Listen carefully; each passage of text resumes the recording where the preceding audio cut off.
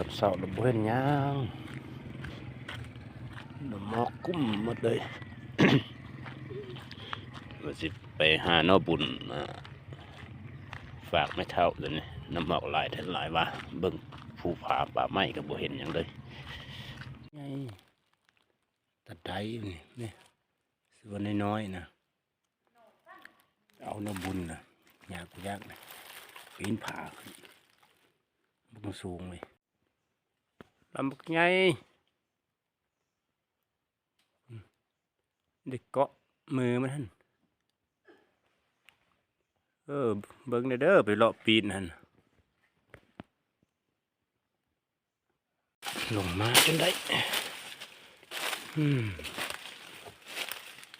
โอ้ลำบากไงมีของแท้แล้วเป็นไงนี่ไงโอ้โหน้ำลายเถอะบ่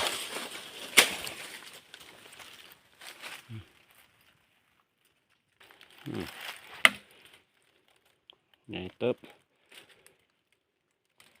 มันก็ยาวลำง่ายเริ่มเทิมเลยเรียบร้อยหน่อเดียวตามแจวกินเบิดเหือนยังจะเก็บอีกแล้วเผ็ด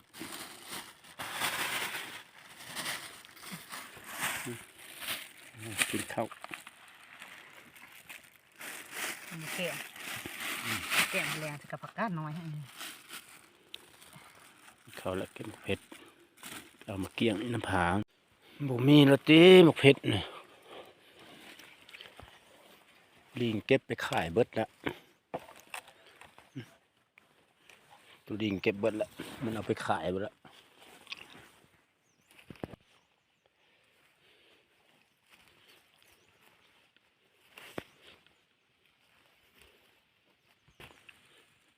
เหี่ยวตายแด่แล้วยุบเบิดแล้วมาจะได้รอดมาหินนี่นะอย่างน้ำทาง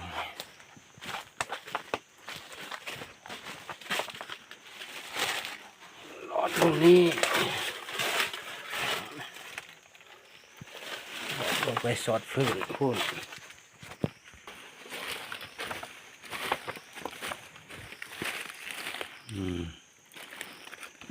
โอ้ทางไปตามวางหินเห็นเบียร์จะฟินนี่เห็นเบียร์จะฟินเรามักสุดบ่ดีใจแล่นไปซื้อว่าตำแจวก่อนมากอันนั้นแล้วเขาว่าเอากินข้าวแลงนี่โอ้ตำแจวกินข้าวแลงก่อนเห็นนั่นเบียร์จะฟินเอาหน่อบุญไปให้ไวนี่เอาบ่ได้ให้จุยแม่ได้ปะเบียร์จะหน่อบุญนั่นนะ